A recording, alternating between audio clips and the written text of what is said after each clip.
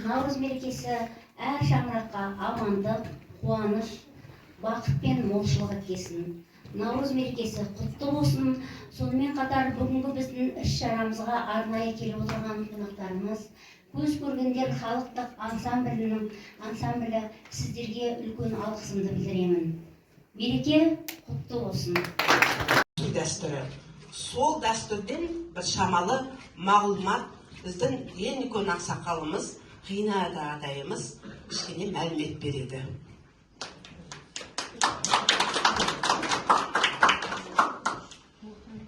Сәлеметсіздер, барлықтарыңызды Наурыз мерекесіменен құттықтаймын.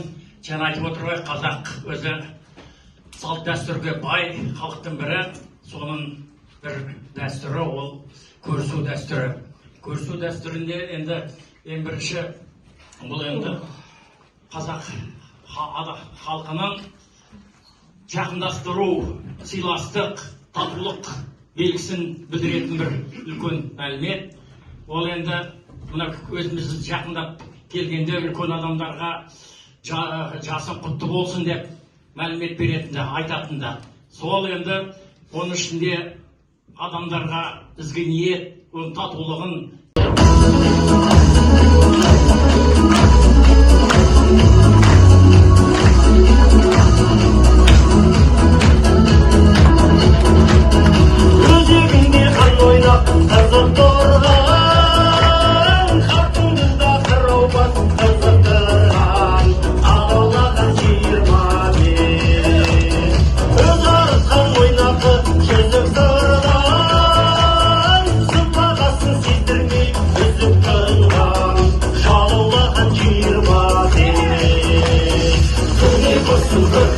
мақсаты неде?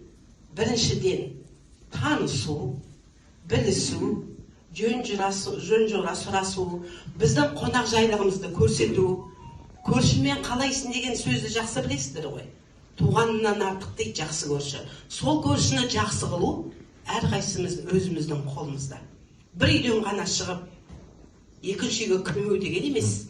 Бір-біріне сапырылысып, қонақ жайлы болып, біріміз бір тамағымызды бөліп жеп, сондай мақсатпен біздің қонақ жайлығымыз, дархандығымыздың арқасында қазақ халқым ерулік берген. Үйге қонаққа шақырып, көйлек көжегін кигізіп, етін асып, шайын беріп, дәмді тамағын беріп, туғанындай болып кеткен. Ерулік деген сол. Осы отырған біраз кісілер жаңадан көшіп келді бізге. Сіздерді ерулікке шақырып отырмын. Дастархан басына келіңіздер. Ет жейміз, шай ішеміз, өлең айтамыз, би билейміз, туғанымыздай болып, ары қарай халқымыздың дәстүрін жалғастыра берейік. Ерулікке қош келдіңіздер. Ал енді бірінші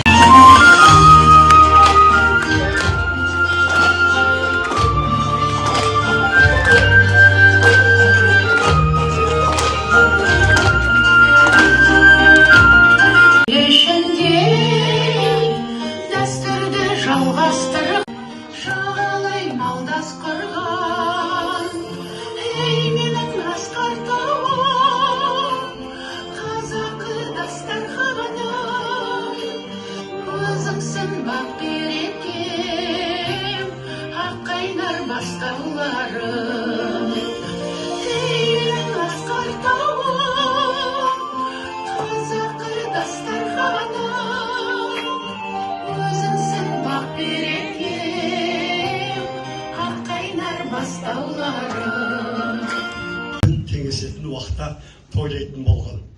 Күн мен түн теңеседі дегенді қалай түсінеміз?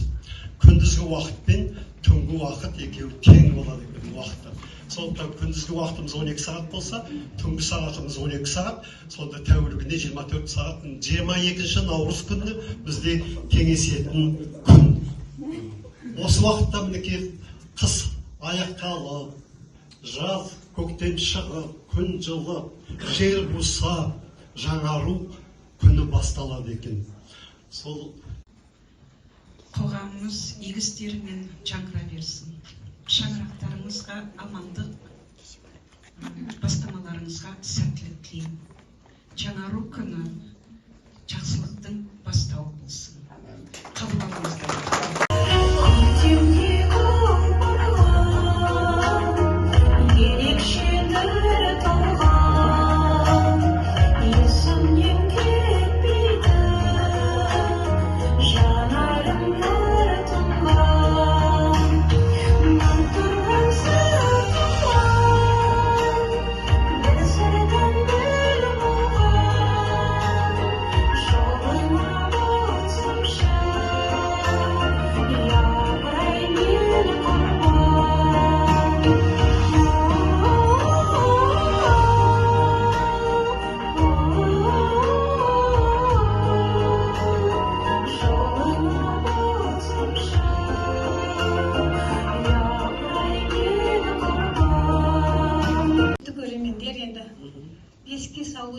дәстүр қазақтың бір үлкен дәрежесі. Ол үшін үлкен әжелер дайындалады, бесікті дайындайды, бесіктің жабдықтарын дайындайды, оның түгел төсегін дайындайды, жастығын дайындайды, түбегін дайындайды. Оның алдында тәттілерді жаңағы түбектен түсіріп, шашып, соның бәрін ауысып, жұғысы болсын деп жастарға бәріне жұғысы болсын, енді әр шаңыраққа, әр жанұяға нәресте келсін деп соны армандайды, әр жанұя. Сондықтан баланы бесікке саларда ең бірінші бесікті аластайды. Кәдімгідей аластайды. Оның қазақша айтқанда жын шайтан болмау керек. Сондықтан бала жақсы ұйықтау үшін бірінші сол жаңағын аластап, баланы үлкен бір өзі сол үйдің жанұясын жақын жоғы не болмаса бір апалар сол кісілер ырым етіп, сол кісіге ұқсасын деп, сол баланы бесікке сол кісі салады.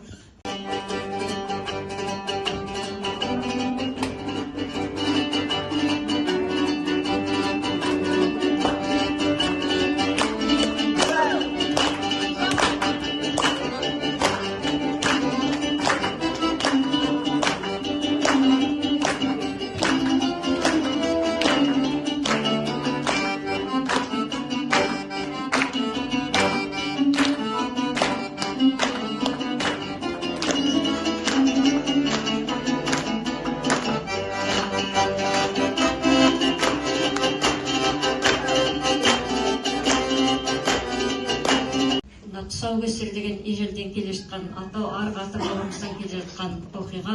Тұсаукесерде ата-ананың үйі бала талпынып еңбектей бастаған кезде дайындала бастайды ата-анасы. Сол тұсаукесерге. Тұсаукесерге өзінің жақын жуықтары, туыстары, құда жаттары, көршілері жиналады. Сосын тұсаукесерге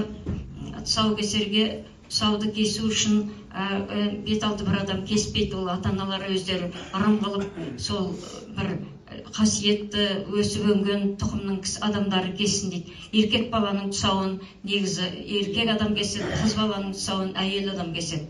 Енді тұсаукесерде ала жіпті неге байлайды? Ала жіпті байлау, ол мысалы ала жіп баланың болашағында барлығы жақсы болмайды, аласы да болады, қарасы да болады, аласы да болады. Соның бәрінен мойымай өтсін деген пиғылменен ала жіпті байлайды. Ала жіп